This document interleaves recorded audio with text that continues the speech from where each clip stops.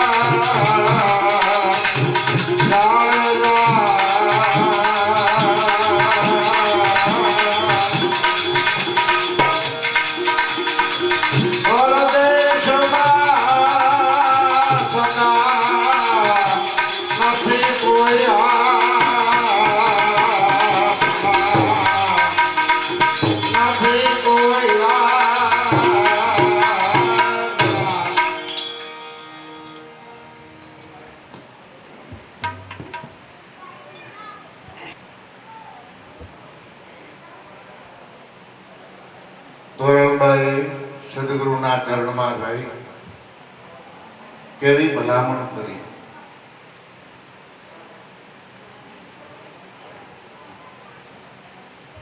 કે સદગુરુનો દેશ એ બધેથી અલગ છે.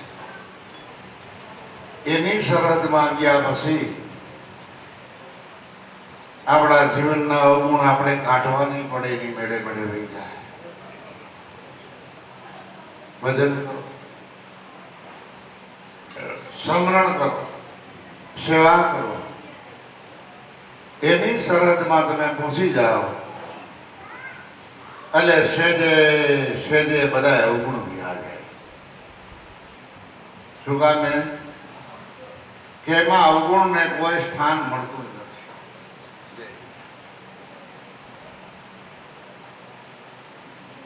કે ગુરુજીના દેશમાં માન સરોવરા અને હંસલા બેઠા એની પાર, એનું માનસ, એનું હૃદય સરોવર સમાન છે. અને એમાં શબ્દરૂપી મોતીડા કાયમની માટે ભાગેશ, પણ એ સરોવર સુધી આપણે પહોંચવું જરૂરી છે. એવું હૃદય આપણું બનાવવું જરૂરી છે. સત્ય સ્વરૂપ જો સમજાય તો દિલ દરિયો બની જાય. પછી મોતીડા આવે એની મોજમાં, અને સદગુરુની દયા ત્યાં દર્શાય. સદગુરુની કૃપાના જો આપણે દર્શન કરવા હોય, સદગુરુની કૃપા આપણે જો જોઈ હોય તો એવા કોઈ ગુરુ બાળકોના હૃદયમાં આપણે એના દર્શન થાય. દેહ તો કોઈના કાયમ નથી. આપણું જે શરીર છે એમાં શરીર તો અનંત ને અપાર આપણે ખભે ઉપાડી ઉપાડીને કેટલાય મૂકીએ ગયા. તો આ દેહ કાયમ થોડો રહેવાનો, પણ દેહ ભાવ ઘડીકમાં જાય એ પણ નથી. દેહ દ્રષ્ટિ ઘડીકમાં જાય. એટલે દેહની ગેરહાજરી થયા પછી આંખને એ આકાર બહુ વાલો છે, એ ઘાટ બહુ વાલો છે, એમાં એની દ્રષ્ટિ ઠેરાયેલી છે, એમાં એનો ભાવ છે. એટલે એની મૂર્તિ બનાવે, કાગળની બનાવે, પથ્થરની બનાવે, હોનાની બનાવે, તાંબાની બનાવે, એમાંથી મૂર્તિ બનાવે. શું કામે? કે આ સ્વરૂપ એને દ્રષ્ટિને એટલું બધું પ્રિય થઈ ગયેલું છે કે આમાંથી આમાં, આમાંથી આમાં, આમાંથી આમાં જોવાની પોતે કોઈ કોશિશ કરી નથી. જો નિર્ગુણ સ્વરૂપનો ધ્યાની બન્યો હોય, સગુણને પણ નિર્ગુણ માયના હોય, નિર્ગુણને જો સગુણ માયના હોય, અરસ પરસ એક સ્વરૂપે જો જોયા હોય તો પછી એને ઘટમાં એના દર્શન થાય. એવી સંતો મહાપુરુષોની ભલામણ છે, એવી ભાખણી છે. તો મહાપુરુષો જે બોલ્યા છે એ બહુ વિચારીને બોલ્યા છે. કાંઈ મગજ ઉપર ટેન્શન હતું અથવા તો બકવાટ ઉપડી ગયો બોલ્યા નથી. ગુરુના ચરણમાં રહીને બોલ્યા છે.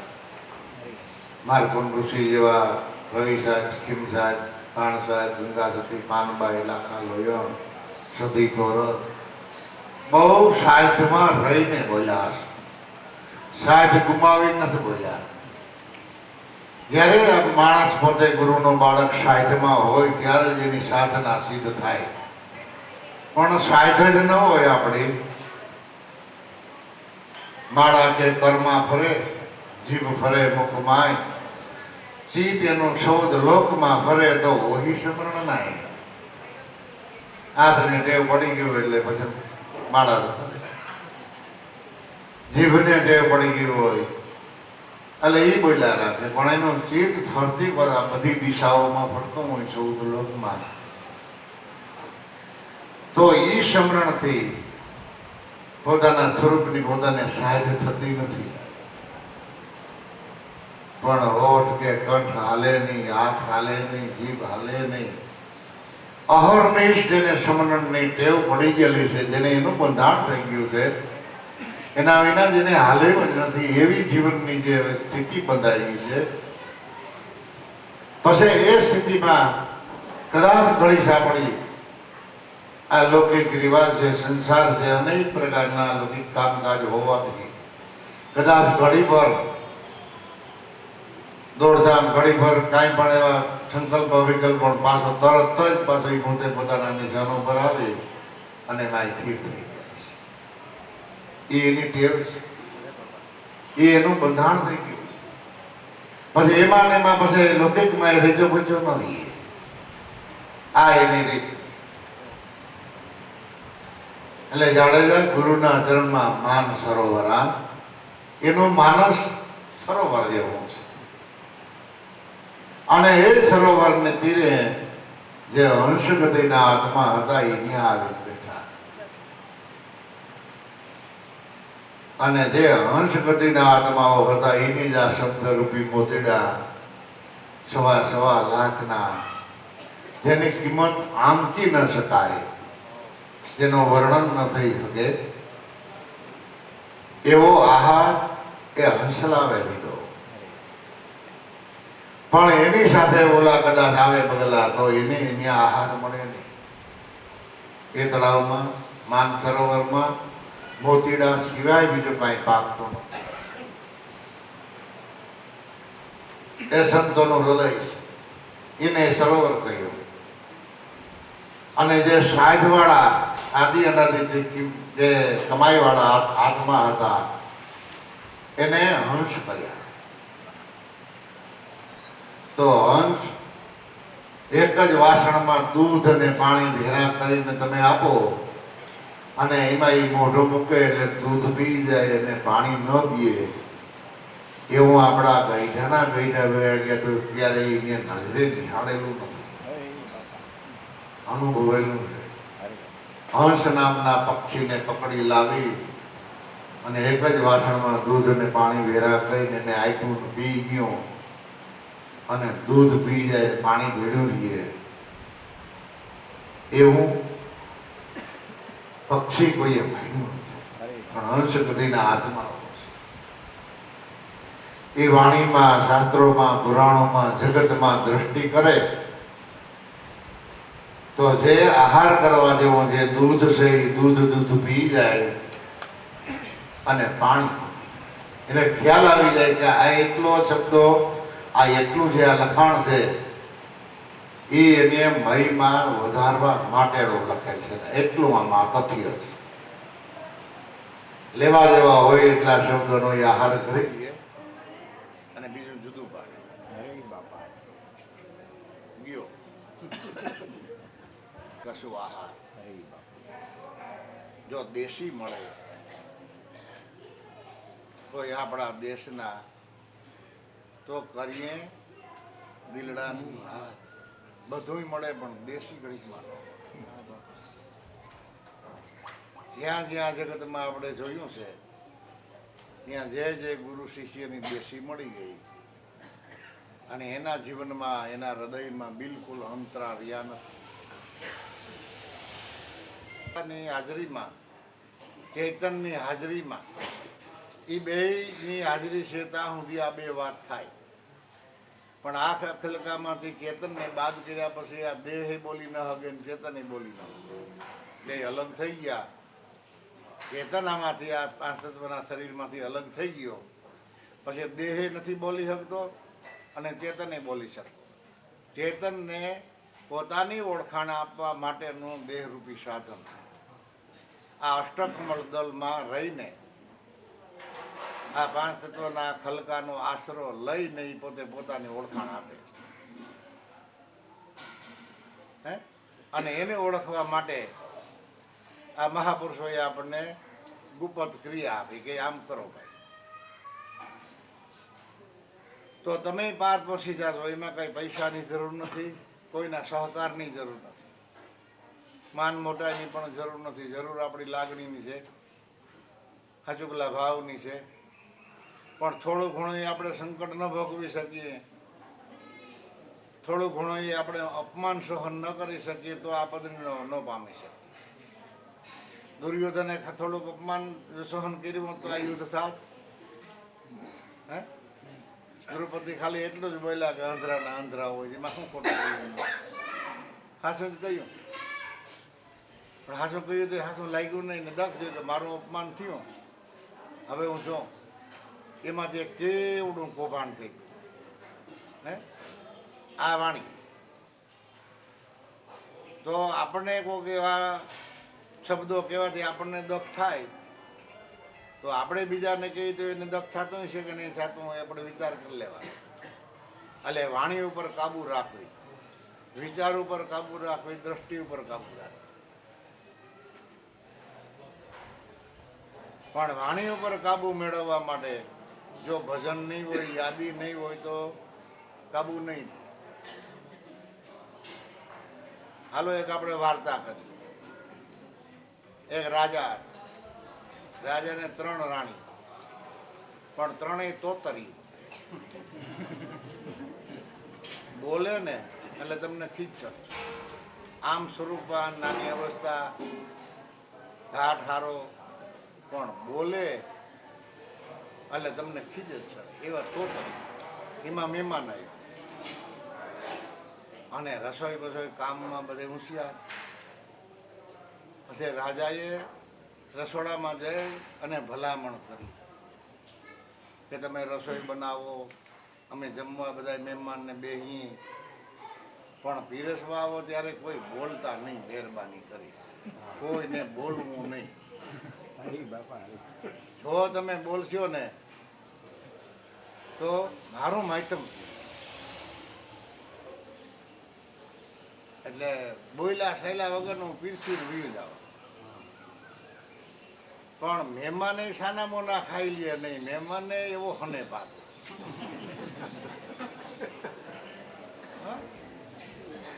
આપણે બધાને અનુભવ છે. ગમે ત્યાં મહેમાન થઈને જાય એ બોલાવે કે હાલો જમવાની, ને પાછળના પાયતરા હોય ને એમાં થોડું ઘણું તમે આગા પાછું કરો, ફટ દઈને બેસી જાવ તો વાંધો. જરાક કાં પગેથી કહેવાય ગાદે પાયતરા હોય બરોબર પાયતરા કે નહીં પાયતરા હોય, હે, પણ જરા જરા આગળ પાછું કરે. આ ટેવ છે આપણે. એટલે જમવા બેઠા, બધી રસોઈ પીરસાઈ ગઈ, મેંડા જમવા અને સારું લાગ્યું. મારા જેવા હતા મહેમાનીને વખાણ કર્યા. ભાઈ ભાઈ બહુ સારું શાક બનાવ્યું, બહુ સંભારો સારો બનાવ્યો, બહુ રોટલી સારી બનાવી. તો વખાણે સહન ન થતા તો અવગુણ ક્યાંથી સહન થાય? એમાં ઓલી બૈરાઓ પીરસતા ત્યારે જ વખાણ થઈ ગયા. મને એમ કે હવે આને ખબર કેમ પડી કેમ એ બનાવ્યું? એટલે એમાં એક બોલી એ સંભાળ્યો ને હોતરી તમે કયા. અરે પણ તે તો હોટલો ઓલા મહેમાન ને એવું ઓ આદર તો સંભાળ્યો મેં બનાવ્યો, હોતરી મેં બનાવી. ના પાડી હતી બોલવાની, પણ બોલ્યા વિના રહેવાય ટેવ પડી ગઈ હોય. ગમે એટલી ભલામણ કરો છતાં પણ વાણી ઉપર કાબુ મેળવવો બહુ અઘરો. એટલે એક બોલી અને વહી ગઈ, એટલે બીજીને પછી હિંમત થઈ કે હવે એ બોલ્યા તો આપણે બોલાય. બરાબર. એટલે એની ભાષામાં રોટલાના, બટાટાના શાકના, લાડવાના એના વખાણ કર્યા. એટલે એ નક્કી થઈ ગયું. એ એવી તો પછી ત્રીજી હતી ને કે આપણે કઈ બોયા ને કે સાયા, બોલવી બે બોયું, આપણે કઈ બોયા સાયા નથી. એટલે આપણે કઈ બોલ્યા સાયલા, આપણે કઈ બોયા નથી. ના પાડી છે, ભલામણ કરી છે, છતાં પણ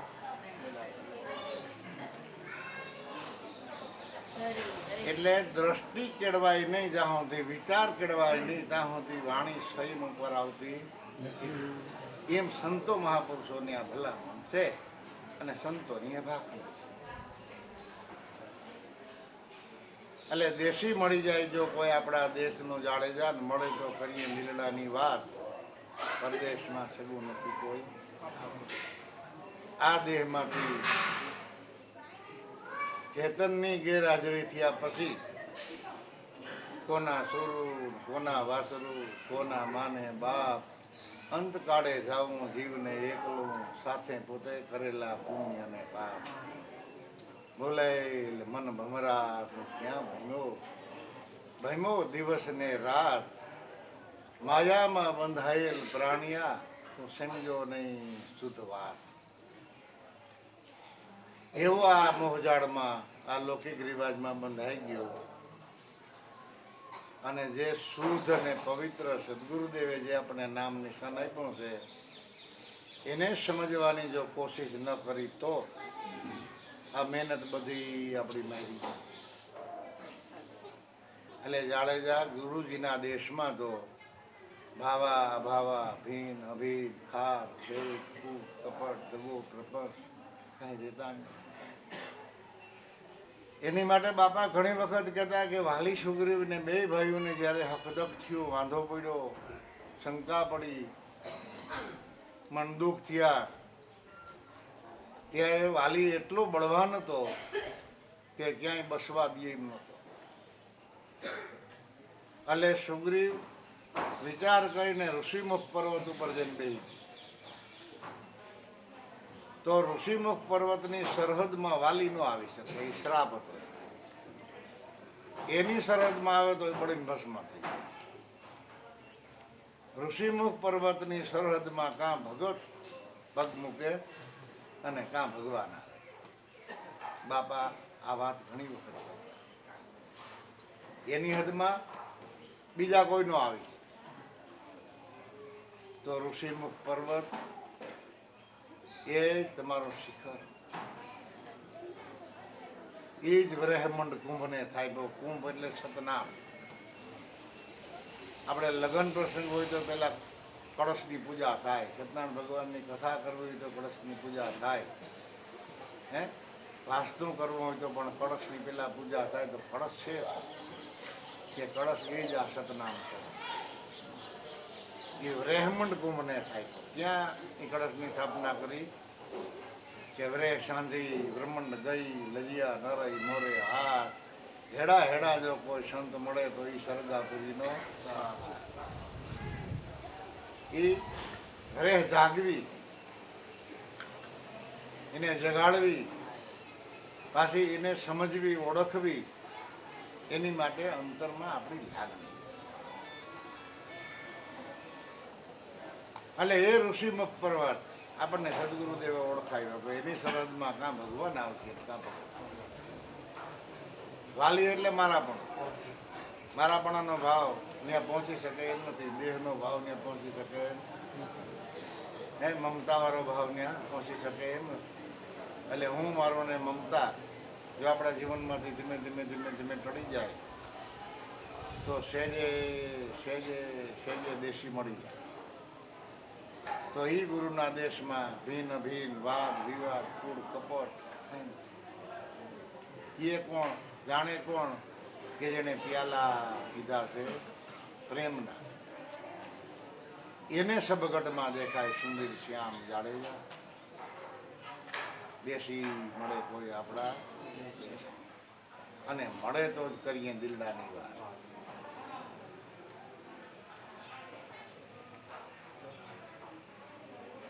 એટલે જાડેજા હવે હાલો આપણે જાય ગુરુના દેશ. તો એના દેશમાં જવું હોય તો આપણે માથું ઉતારીને એના ચરણમાં મૂકવું. સ્થળથી જુદું પાડવાનું નથી.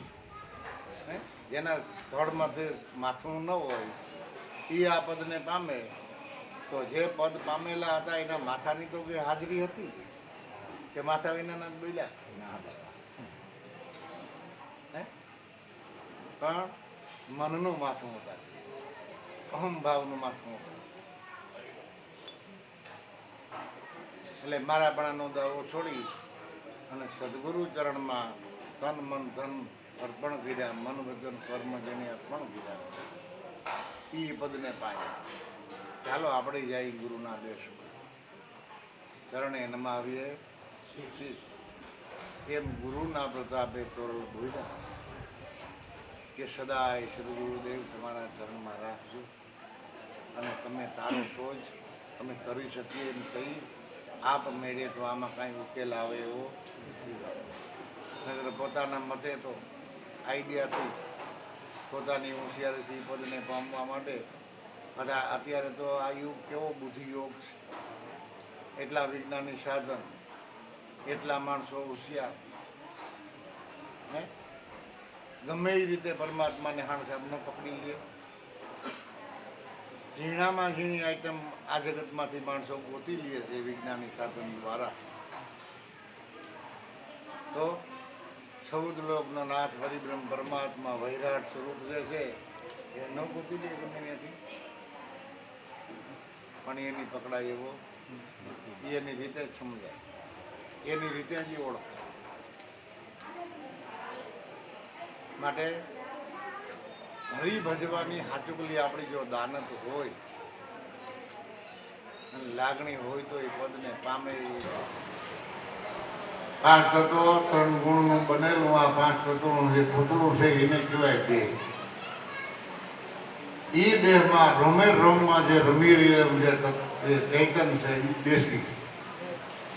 આ દેહ છે ઓલો દેહી, અને એ દેહીને ઓળખાવનારી સદગુરુદેવ એ વિદેહી. પણ જો દેશી મળે તો વિદેહની વાતની આપણને ઓળખાણ થાય, પણ આના દેહની અંદર બહાર નહીં. એટલે આ દેહની બહુ જરૂર છે, સગુણની બહુ જરૂર છે. સગુણથી એમાં શ્રદ્ધા વિશ્વાસથી દેહી અને વિદેહની વાત ઓળખાય. જો દાસધીરાએ કહ્યું કે વિદેહની વાત કોક વીરલા જાણે, જાણ્યા પછી એના અહીંયા હરખાય. ગુરુગમ વાળા જો કોઈ સંત મળે તો અમે એને લડી લડી લાગીએ ભાઈ. એમ દાસધીરો કહે છે કે જ્યાં જોઉં ત્યાં તુહી. વીરો ભગત કે આ વાતો સાંભળવા વાળા ઘણા, જેમ સાંભળવા વાળા છે એમ વાતો કરવા વાળા પણ તમને ઘણા મળી જાય. સત્સંગ આપવાવાળા ઘણા મળશે જગતમાં, પણ સત્સંગ સાંભળી, વાતો સાંભળી અને જીવનમાં ઉતારી અને એ જીવન બનાવનાર એવા જો ગુરુગમવાળા કોઈ સાધક જો મળે તો દાસધીરો કે અમે એના ભગવાન નથી, અમે એના ગુરુ નથી, તો અમે એના દાસના દાસ છીએ. અમે એવાને ગોતીએ છીએ ને એવાની વાત જેની સાંભળી શ્રવણ ગ્રહણ કરી અને એવું જો જીવન બનાવે તો હું કહ્યું દાસધીરાએ કે વિદેહની વાત કોક વીરલા જાણે, જાણ્યા પછી પાછા એના આયા હરખાય. એવા ગુરુગમ વાળા જો કોઈ સાધ મળે, સંત મળે, ગુરુ બાળક મળે તો એને તો અમે લડી લડી લાગી પાય, તો અમે એને હજારો વાર વંદન. એમ દાસધીરો કે જ્યાં જોયું ત્યાં તુહી આ કરણા ઓછે ડુંગર પણ ડુંગર કોઈ દેખે નહીં. અજાજુથ માહી કે સમરથ ગાજે છે. એક નાનકડા તઈના આડો ડુંગર જેવડો ચેતન દેખાતો નથી, નગર એ ડુંગરના તળિયામાં એના ક્ષેત્રફળમાં એવા તઈના કેટલા છે. એમ ચેતન રૂપી જે વૈરાટ સ્વરૂપ છે એમાં જ આ બધા ચિત્ર ચિતરાયેલા છે. એને આધારે જ આ બધા ઘા ડાગા રંગ રૂપ આબાદ છે. એની ગેરહાજરી છે તો એક કઈ દેહની આબાદી નથી. દેહ તરત જ પડી જાય, ભલે ગમે એવો મજબૂત હોય, રોગ વિનાનો હોય, જરૂર વાળો હોય, 5-10 ગામને કાયમ આવતો હોય, પણ થાય શું? કે પડી જાય ને પડી જતો. અને દેહ વિનાની ચેતનની ઓળખાણ ક્યાંય થઈ શકે એમ. અને વાંધો આ જીવને દેહની આવી છે. દેહ ભાવ એટલો બધો ગાઢ સંબંધ મનથી બંધાઈ ગયેલો છે. એટલે જે જોવું છે એ મહા મહેનતે દેખાતું નથી, અને જે નથી જોવું એ ધરાર સામે દેખાય.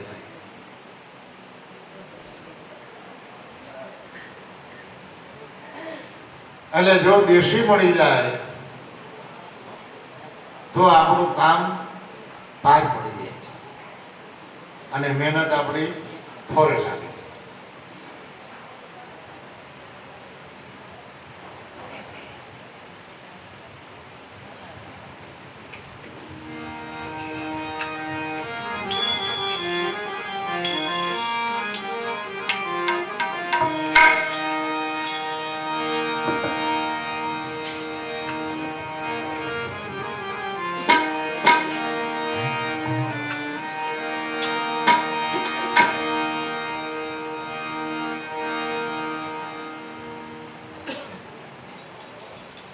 જાજી શેરડીના ભર પીડ્યા હોય ને, સિસોડો હાલતો હોય, શેરડી ઢગલો પીડ્યો હોય ન પીડ્યો હોય, એમાં હાથો વીણવામાં કઈ કાતરી ખાઈ ન હોય. એકથી એક ખરાનારા, એકથી એક ખરાનારા હોય ને, એક હાથો હાથમાં લઈએ ને બીજો ખરા દેખાય વેલા નાખે. એમ હામટા ભજન આવડતા હોય ને એ નહીં થાય. જો 2000 ભજન આવડતા હોય તો વાંધો. એટલે રાજા ભજન આવડતા હોય તો પછી કયો ભજન બોલું.